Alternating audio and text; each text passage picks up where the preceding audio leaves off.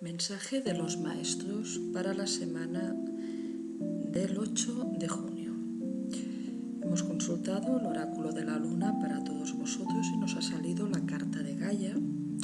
Gaia nos aconseja que durante esta semana, por favor, seamos cautos, seamos precavidos a la hora de tomar decisiones y que no nos avancemos, que no nos precipitemos.